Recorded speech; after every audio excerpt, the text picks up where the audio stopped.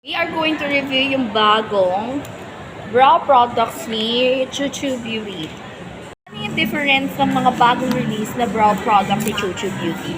Si Skinny Brow Pencil, ito kung gusto mo ng thin na Skinny Brow Pencil, it has two shades, si medium brown, tsaka si choco brown. Ganito yung itsura niya, guys.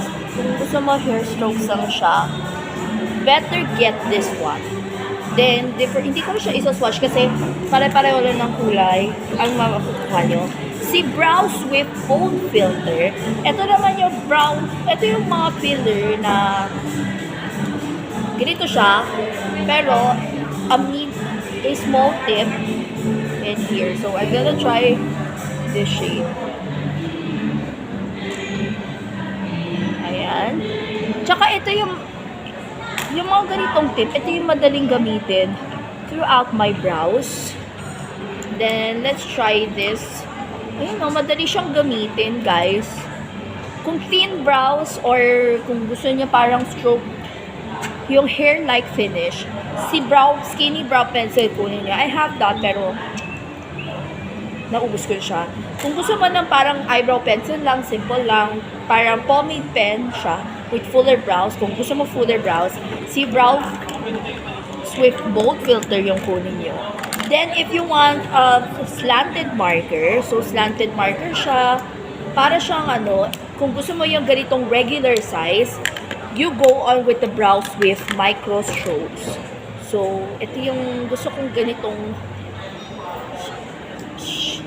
size ng pangkilay ko kasi dito ako nadadalian with this one. Madali lang siya. At dito ako sanay sa mga ganitong large kasi ayan yung kasya sa actual na kilay ko and it gives me a beautiful finish with this one. Ayan, nabiblend siya. So far, so good yung mga brow products ng Chuchu. How about this one? Kasi maraming hindi nagustuhan nito. Let's see kung it's a better formula with this clear brow gel. Okay. Ginalingan ng clear brow gel, guys. Look at this.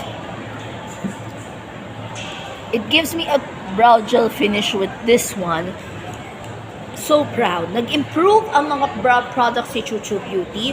And lahat sila, depende sa different variations ng brows kung ano yung gagamitin nyo na brow products ni Chuchu Beauty because it designated for everyone sa reference ng ating brows. So, kung ako tatanungin mo, ito yung gagamitin ko, si Brow Swift Micro Strokes kasi yung kilay, yung size ng kilay ko is ka-shape rin ito. Ito yung perfect sa mga gusto yung ganitong kilay.